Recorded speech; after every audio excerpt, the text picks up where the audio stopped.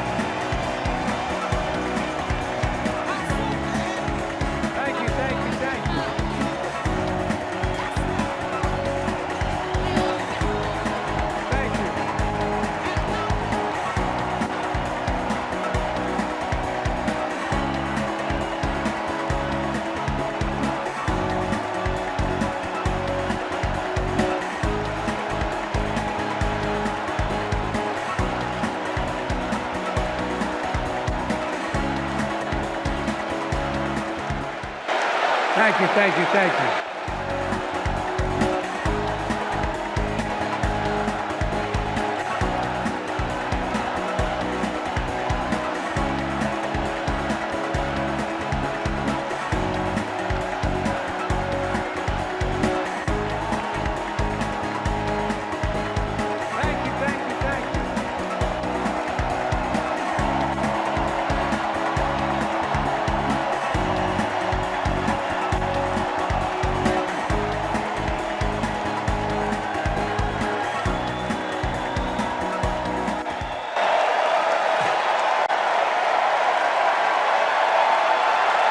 Thank you.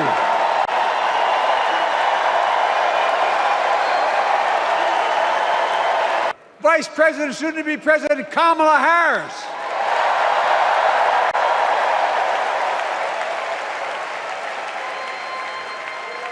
And now it's the law of the land. Instead of paying $400 a month for insulin, seniors with diabetes will pay $35 a month.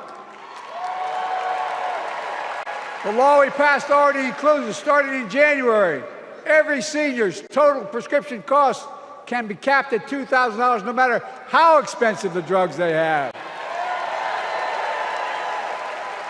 And what we don't focus on, and our Republican friends don't seem to understand, our reforms don't just save seniors money, they save the American taxpayers money. You know what we just passed saves? It saved $160 billion over the next decade. That's not hyperbole. It's because Medicare no longer has to pay those exorbitant prices to the big pharma. But look, well, thank you, Kamala, too. Look, folks,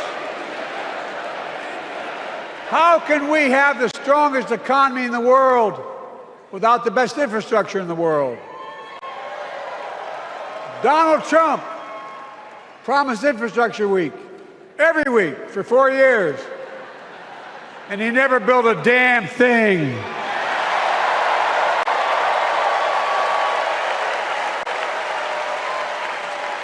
But now, because of what Kamala and I have done, remember we were told we couldn't get it done. Remember when we came into office, we couldn't get anything passed? But right now, we're giving America an infrastructure decade, not week. We're modernizing our roads, our bridges, our ports, our airports, our trains, our buses. We're removing every lead pipe from schools and homes so every child can drink clean water. We're providing affordable high-speed internet for every American, no matter where they live, not unlike what Roosevelt did with electricity. And so much more. We are uniting the country. We're growing our economy. We're improving our quality of life. And we're building a better America.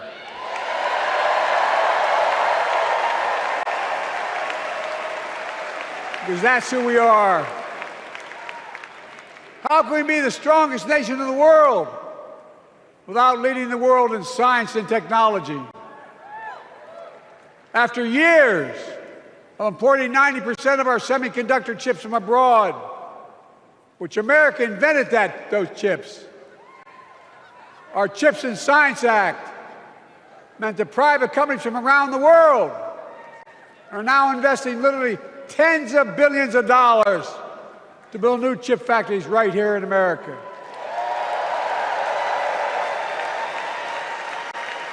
And over that period, they'll create tens of thousands of jobs. And many of those jobs in the so-called fabs, the buildings that make the chips, that's being constructed now. And guess what?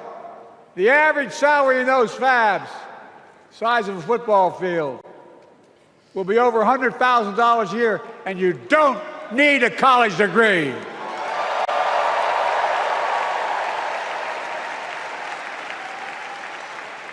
Because of you and so many electeds out there, American manufacturing is back. Where the hell does it say we wouldn't lead the world in manufacturing? 800,000 new manufacturing jobs.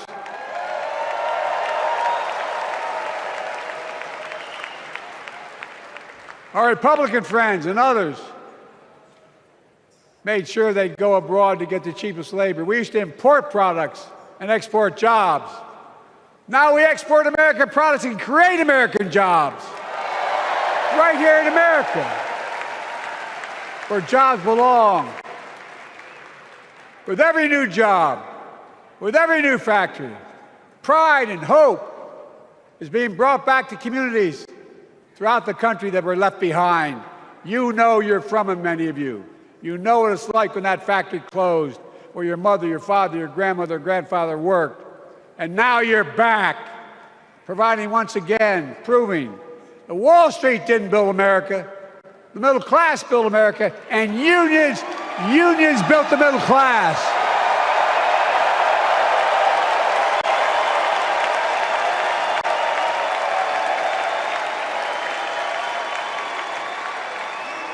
It's been my view since I came to the Senate.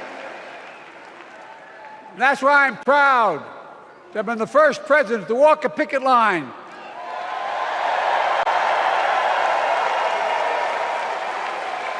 and be labeled the most pro-union president in history, and I accept it. It's a fact.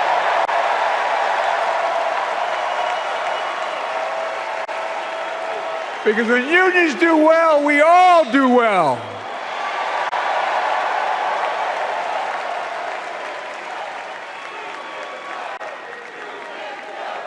You got it, man. You got it.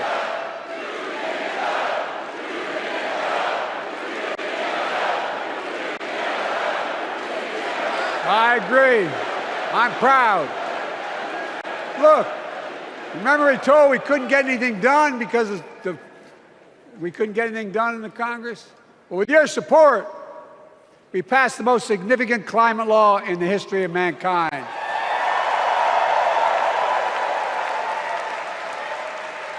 Over $370 billion. Cutting carbon emissions in half by 2030.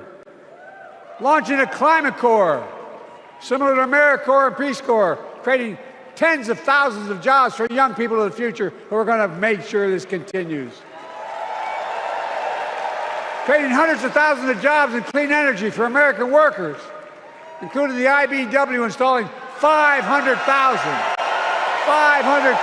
charging stations all across America.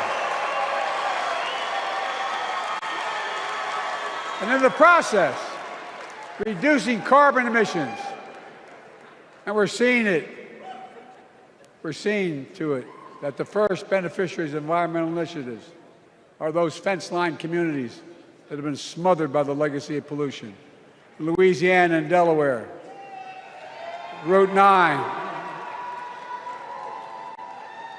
all the factories, all those chemical factories are right next to the poorest neighborhoods. They're the ones we're going to bring back.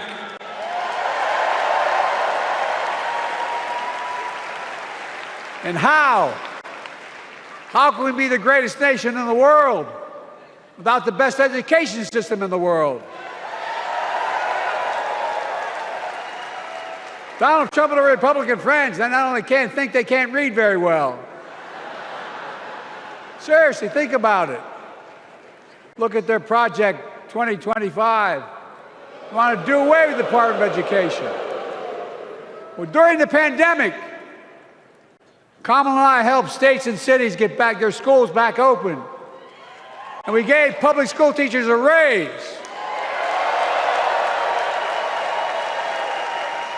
We created apprenticeships with businesses and communities, putting students on a path to a good paying job, whether or not they go to college. And by the way, we're making college a hell of a lot more affordable. Increasing Pell Grants by $900.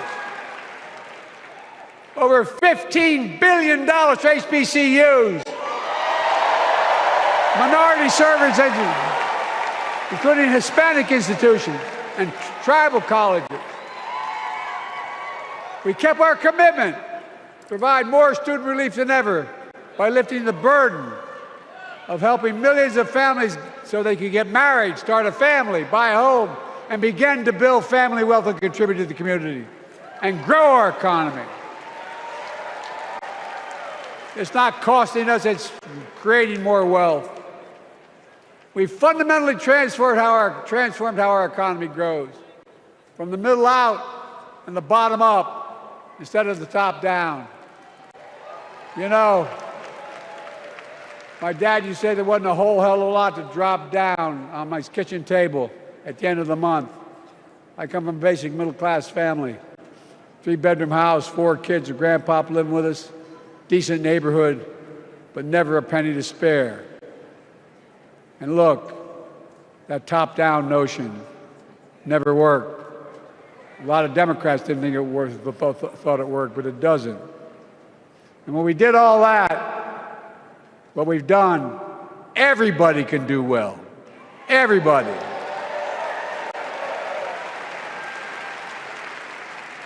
Donald Trump calls America a failing nation. No, I'm serious. But think about this. Think about this. He publicly says to the whole world, I'm going to say something outrageous. I know more foreign leaders by their first names and know them well than anybody alive. Just because I'm so damn old. But I'm not joking. Think of the message he sends around the world when he talks about America being a failing nation. He says we're losing. He's the loser. He's dead wrong.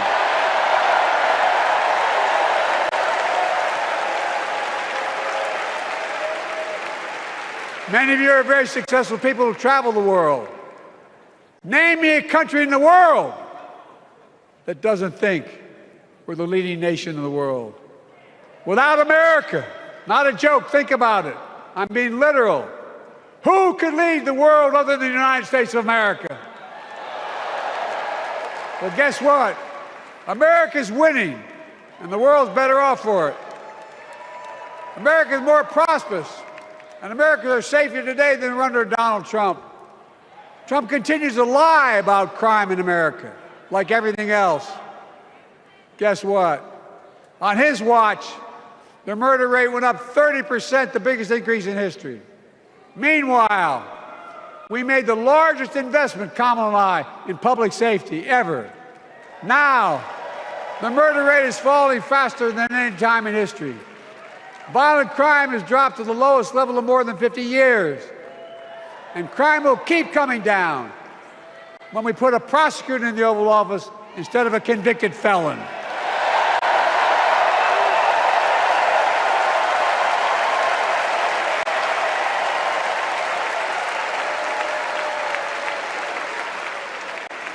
And folks, the distinguished senator from the Senate from California and I passed the first ban on assault weapons.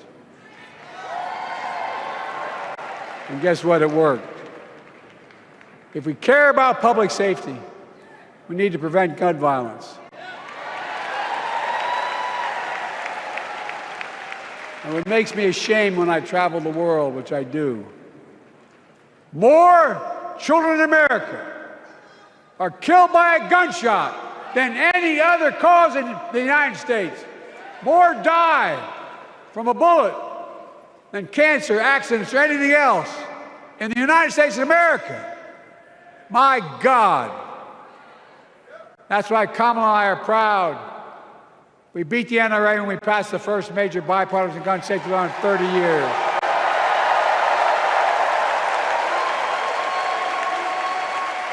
I'm serious. That comes from here. And now it's time to ban assault weapons again. And demand universal background checks.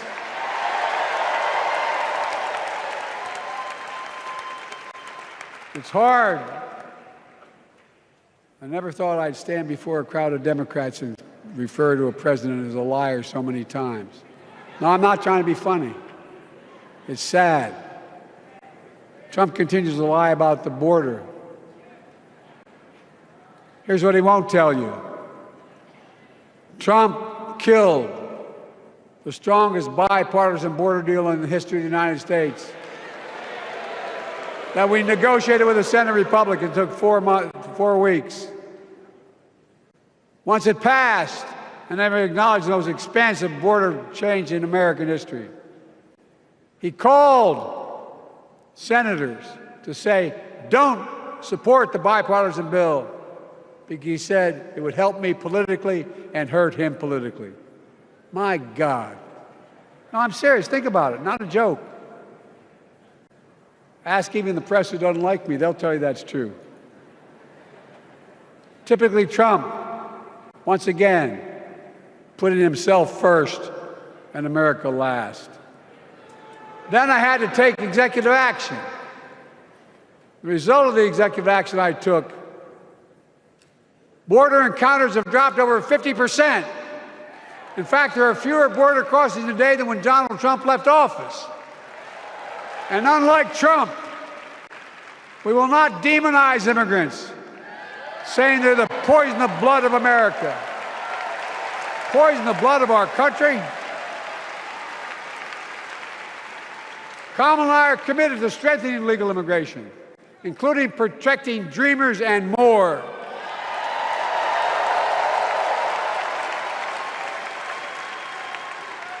And here's what else I believe in.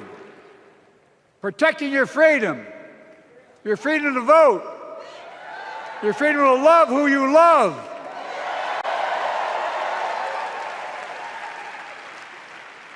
And your freedom to choose.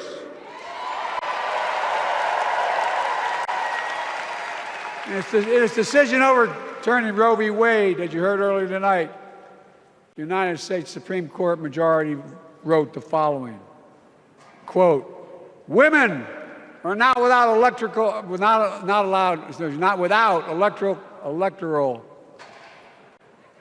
or political power.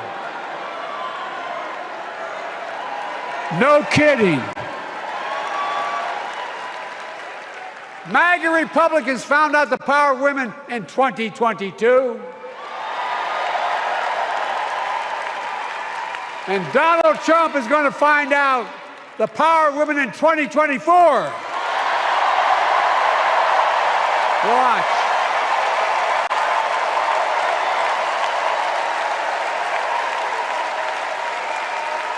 And where Trump and his mega Republican right-wingers seek to erase history, we Democrats continue to write history and make more history. I'm proud to have kept my commitment to appoint the first black woman in the United States Supreme Court.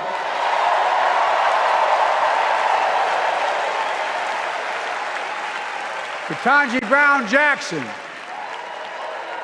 a symbol for every young woman in America that you can do anything. I'm proud that I've kept my commitment to have an administration that looks like America and that taps in to the full talent of our nation. The most diverse cabinet in history, including the first black woman of South Asian descent to serve as vice president. And will soon serve as the 47th President of the United States.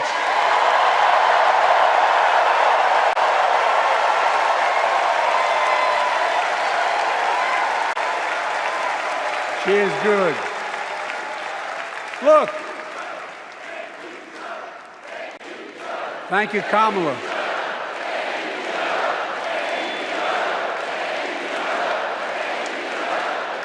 Folks, I've long said we have many obligations as a nation, but I got in trouble years ago for saying I'd make no apologies.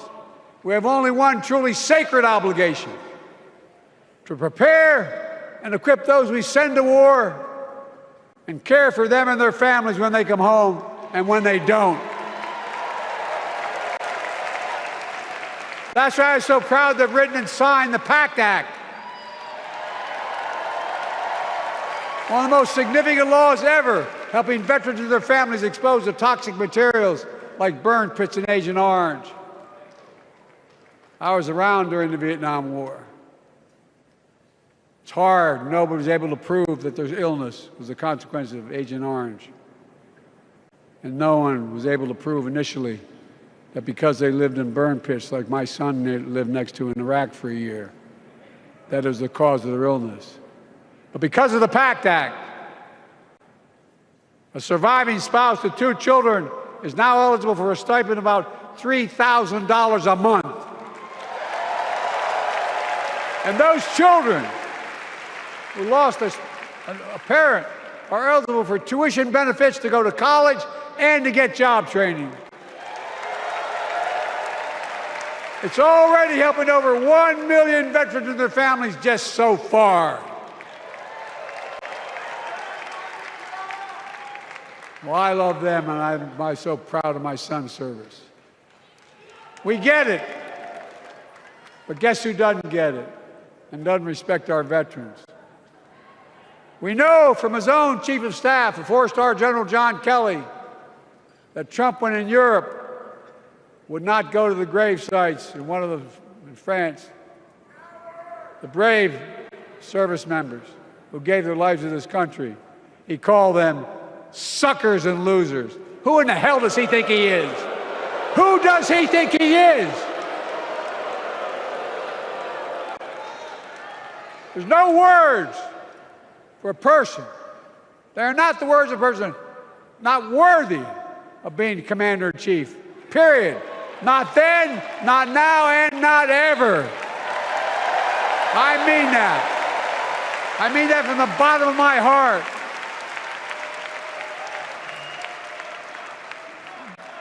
Just as no commander-in-chief should ever bow down to a dictator, the way Trump bows down to Putin. I never have, and I promise you, Kamala Harris will never do it. Will never bow down. When Trump left office, Europe and NATO was in tatters. Not a joke. America First doctrine changed our whole image in the world. Well, they gave the hours, about 190 hours sum total, than my counterparts or heads of state in Europe to strengthen NATO. We did. We united Europe like it hadn't been united for years. adding Finland and Sweden to NATO. 10 days before he died, Henry Kissinger called and said, not since Napoleon has Europe not looked over their shoulder at Russia with dread until now. Until now. Well, guess what? Putin thought he'd take Kyiv in 3 days. 3 years later, Ukraine is still free.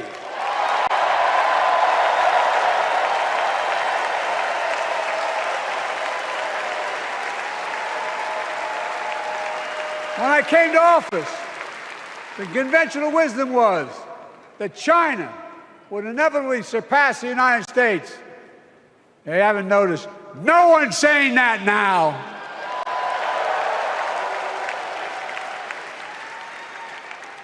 And we'll keep working to bring hostages home and end the war in Gaza and bring peace and security to the Middle East.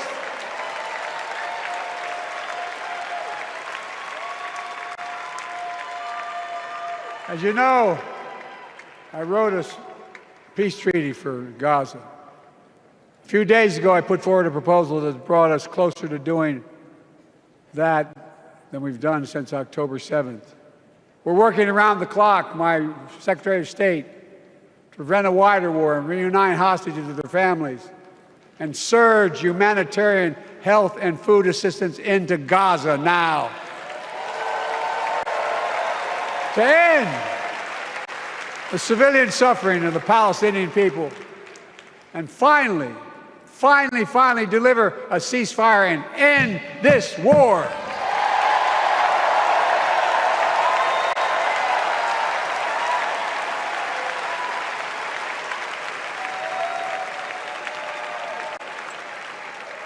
Those protesters out in the street, they have a point. A lot of innocent people are being killed on both sides. Just as we worked around the clock to bring home wrongfully detained Americans and others from Russia in one of the most complicated swaps in history, but they're home. Kamala and I are going to keep working to bring all Americans wrongfully detained around the world home. I mean it. Folks, I've got 5 months left in my presidency. I've got a lot to do. I intend to get it done.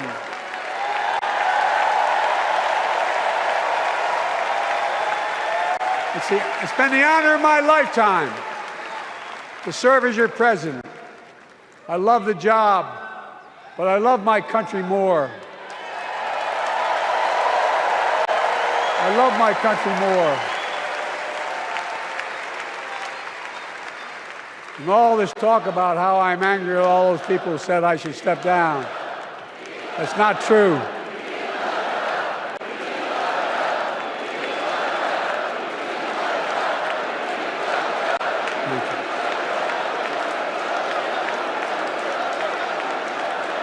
I love my country more, and we need to preserve our democracy. In 2024, we need you to vote.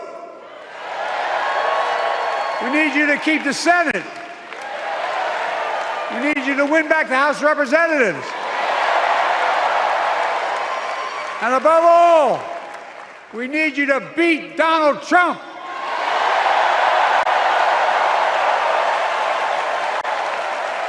And elect Kamala and Tim President and Vice President of the United States of America. Look, they'll continue to lead America forward, creating more jobs, standing up for workers, growing the economy, lower the cost to American families so they just have a little more breathing room. We've made incredible progress, but we have more work to do. And Kamala and Tim will continue to take on corporate greed and bring down cost of food. They'll keep taking on Big Pharma, making insulin $35 a month, not just for seniors, but for everyone in America. And capping prescription drug costs at a total of $2,000 not just for seniors, but for everyone. And folks, that's going to save America again tens of billions of dollars. Folks, they'll make housing more affordable,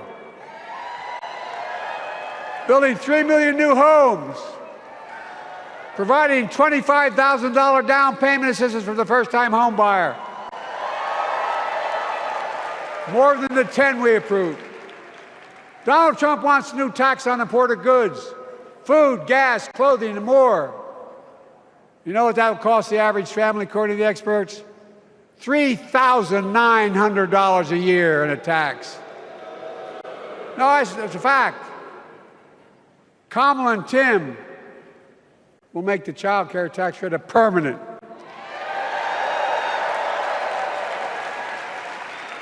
Lifting millions of children out of poverty and helping millions of families get ahead. But you know what Trump has? He created the largest debt any president had in 4 years with his $2 trillion tax cut for the wealthy. Well, Trump has a new plan. He wants to provide a $5 billion tax cut for corporations and the very wealthy. Read it. Put us further in debt. And folks, you know we have 1,000 billionaires in America.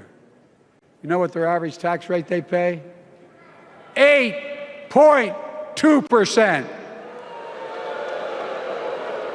If we just increased our taxes we proposed to 25%, which isn't the highest tax rate even, it would raise $500 billion new dollars over 10 years. They'd still be very wealthy. Look, Kamala and Tim are going to make them pay their fair share. They'll protect Social Security and Medicare. Trump wants to cut Social Security and Medicare. Kamala and Tim will protect your freedom. They'll protect your your right to vote. They'll protect your civil rights. And you know Trump will do everything to ban abortion nationwide. Oh, he will. You know, Kamala and Tim will do everything they possibly can. That's why you have to elect the Senate and the House to restore Roe v. Wade.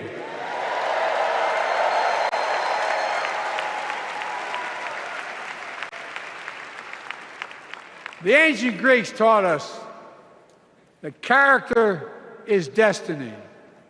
Character is destiny. For me and Jill, we know Kamala and Doug are people of character. It's been our honor to serve alongside them. And we know that Tim and Gwen Walz are also people of great character. Selecting Kamala was the very first decision I made when I became our nominee. And it was the best decision I made my whole career.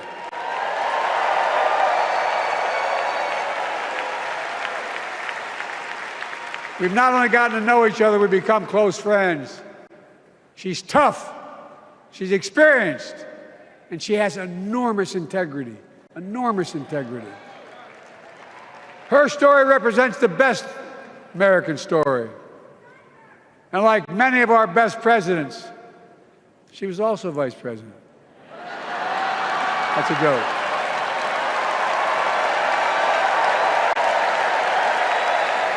But she'll be a president our children can look up to. She'll be a president respected by world leaders because she already is. She'll be a president we can all be proud of. And she will be a historic president who puts her stamp on America's future.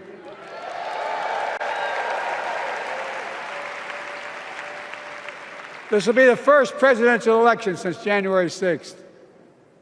On that day, we almost lost everything about who we are as a country.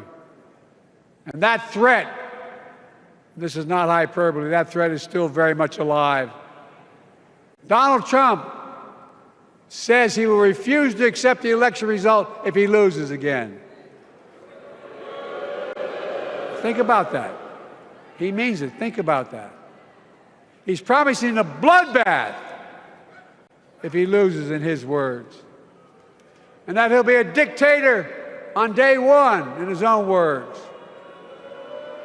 By the way, this sucker means it. No, I'm not joking. Think about it. Anybody else said that in the past, you'd think he was crazy. He is crazy, but you'd think it was an exaggeration, but he means it. We can't let that happen. Folks, all of us carry a special obligation. Independents, Republicans, Democrats. We saved democracy in 2020, and now we must save it again in 2024.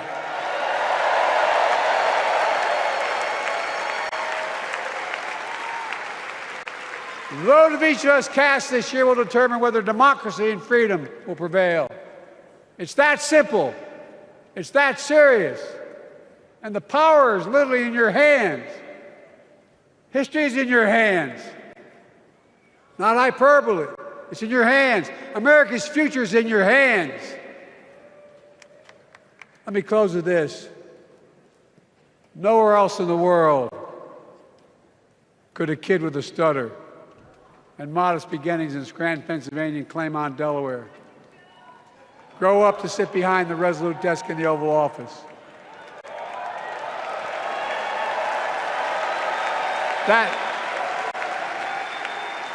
That's because America is and always has been a nation of possibilities. Possibilities. We must never lose that. Never.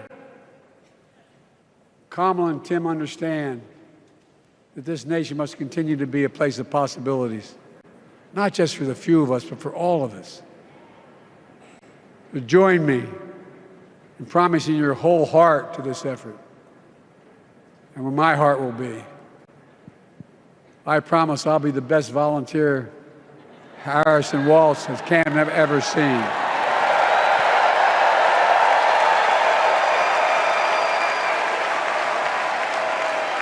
Each of us has a part in the American story. For me and my family, there's a song that means a lot to us, that captures the best of who we are as a nation. The song is called American Anthem. There's one verse that stands out, and I can't sing worth a damn, so I'm not going to try. I'll just quote it. The work and prayers of centuries have brought us to this day. What shall our legacy be? What will our children say? Let me know in my heart when my days are through. America, America, I gave my best to you.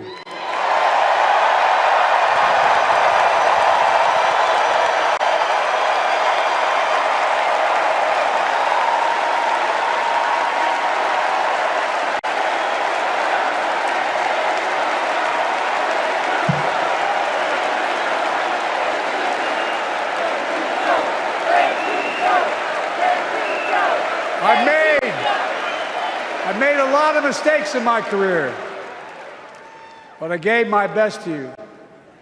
For 50 years, like many of you, I've given my heart and soul to our nation. And I've been blessed a million times in return with the support of the American people. I've either been too young to be in the Senate because I wasn't 30 yet, and too old to stay as president. But I hope you know how grateful I am to all of you. I can honestly say, and I mean this from the bottom, give you my word as a Biden, I can honestly say I'm more optimistic about the future than I was when I was elected as a 29-year-old United States Senator. I mean it. Folks, we just have to remember who we are. We're the United States of America.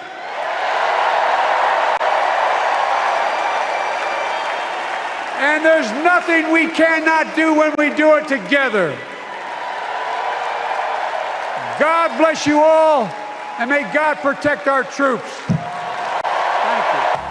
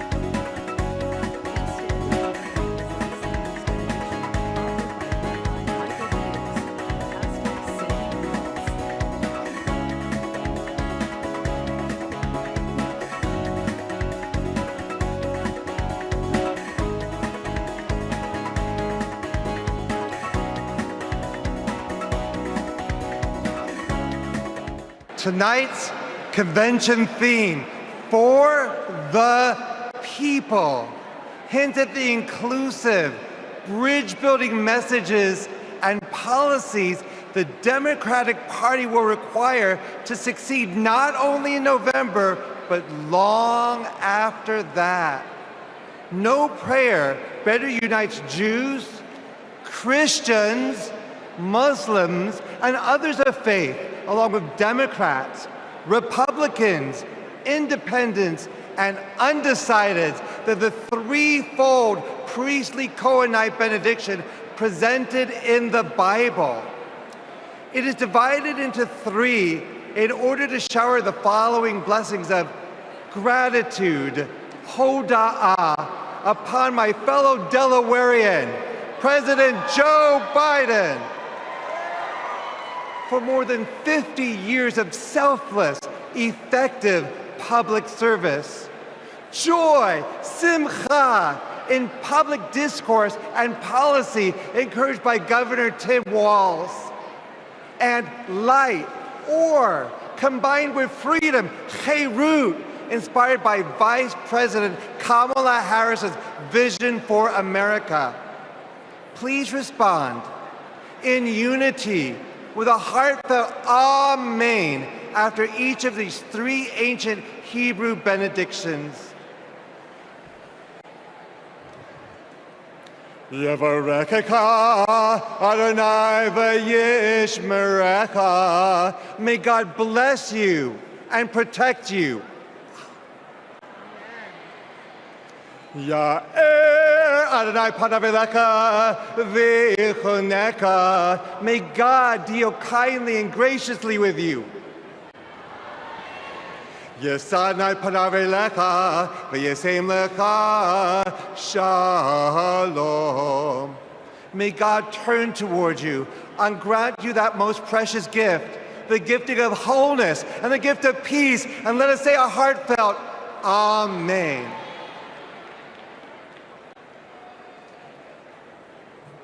Most gracious, kind, and loving God, we thank you for this tremendous gathering of people invested in our nation's progress.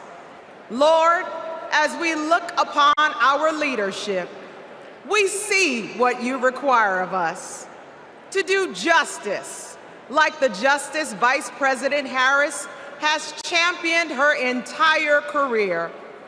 To love mercy, like the mercy Governor Walz has modeled as a lifelong public servant and educator.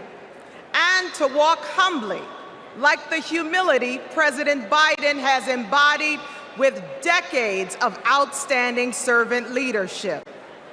Oh God, as we strive to work for the people, we pray you will unite our nation. Help us to choose hope over hostility, compassion over callousness, and liberty over tyranny. We recognize that we are living through paradoxical times, times that are precarious yet promising. But through God who gives us beauty for ashes, all things are possible. Lord, bless the work of our hands until the weak and meek become purposeful and powerful, and until the marginalized and disenfranchised become energized and mobilized. Inspire us to stand with our fellow Americans so this nation will be a light that shines for you. In the name of our loving and redeeming God, we pray. Amen.